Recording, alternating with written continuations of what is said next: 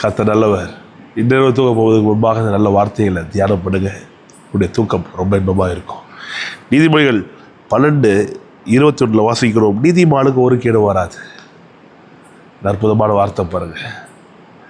அனுதினம் அறிக்கை செய்யணும், அனுதினமும் இதை சொல்லணும், வாயை திறந்து சொல்லணும். விசேஷமாய் தூங்க போவதற்கு முன்பாக சொல்லணும். யோசிச்சு பாருங்க, கர்த்தர் மேலே நம்பிக்கை வைத்து தூங்க போகிறோம். நாளை தினத்தில் எழுந்திருப்போமா, கண் திறந்து கண் விழித்து அடுத்த நாளை பார்ப்போமா, எதுவுமே நமக்கு தெரியாது. ஆனால் ஒன்று நமக்கு தெரியும், நமக்கு ஒரு கேடும் வராது. தூக்கத்திலே இறந்து போயிட்டாருங்க அவர். தூங்கிட்டு இருக்கும்போது கட்டடம் விழுந்துருச்சு, ரூஃப் உடஞ்சி விழுந்துருச்சு. எவ்வளோ கட்டில் கொலாப்ஸ் ஆகி இறந்தவர்கள்லாம் கேள்விப்பட்டுக்கிறேன். அப்படியே ஒன்று சொல்கிறேன் பாருங்கள்.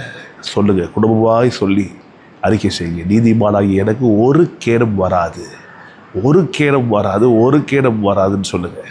ஒரு கேடும் வராது. இயேசுவின் ரத்தம் உங்களை காக்கிறது. இயேசுவின் ரத்தம் தான் உங்களை நீதிமானாய் மாற்றியிருக்கிறது.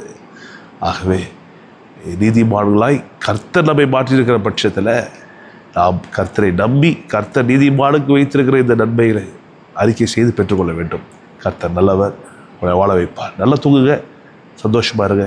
கர்த்தர் நல்லவர்.